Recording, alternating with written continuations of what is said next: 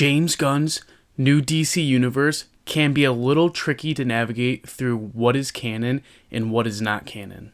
Most of that problem comes from the fact that James Gunn's new DCU isn't a full brand new reboot, but more of a soft reboot from the original DCEU movies. And he has stated the new rules of how his canon works within the new DC universe, which, to sum up his statement, everything that is mentioned in a DCU project is canon to the new universe. If something from the past or a new project outside the main DCU timeline isn't mentioned, then it's not canon. Like, for example, Peacemaker killing Rick Flag Jr. is canon because it was mentioned in Creature Commandos. But everything that happened in Suicide Squad that isn't mentioned will not be canon. It seemed like that wouldn't be too hard to keep track of, but he keeps throwing curveballs after every time it begins to make sense, which is starting to make it feel like he is making it up as he goes, instead of having a full mapped out plan for the entire future of the DCU. With a progress update, some projects have been cancelled, others greenlit out of nowhere, and some animated shows have already been in development. With Gunn's plan to tell his unified DCU story across multiple platforms, with some being animated and some live action, it can already make it hard for the audience to connect it all together. But with Creature Commandos, the success of it makes it seem like the animated projects can work. That was until we got the news about the animated show focused on Starfire,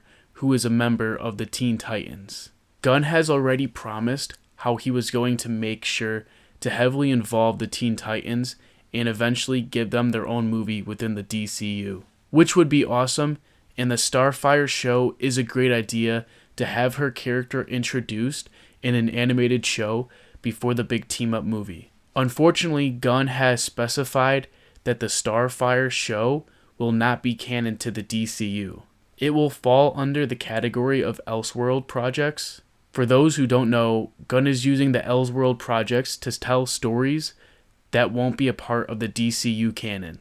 Projects that already fall under that category are Matt Reeves' The Batman and the Penguin, the 2 Joker films, and animated shows such as the Harley Quinn show. I think it is fine to continue making content for the Matt Reeves Batman universe, as it is popular and already was released before James Gunn's rehaul, which made it easy to track how it wasn't part of the DCU canon.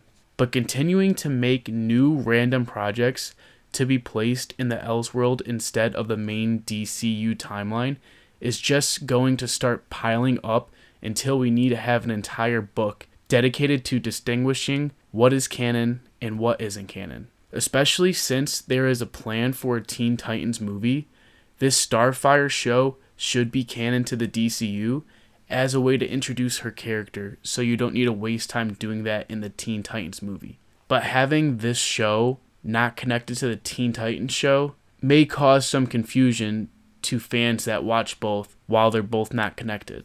I think he just needs to make it simple and just make every new project canon to the DCU except for the Harley Quinn show and Matt Reeves' The Batman universe. What do you all think about James Gunn's plans for the Elseworld projects? Do you like the idea of having solo stories to be told that aren't canon, or do you just want everything focused onto one continuous universe? So make sure you like and subscribe to stay up to date on future DC news.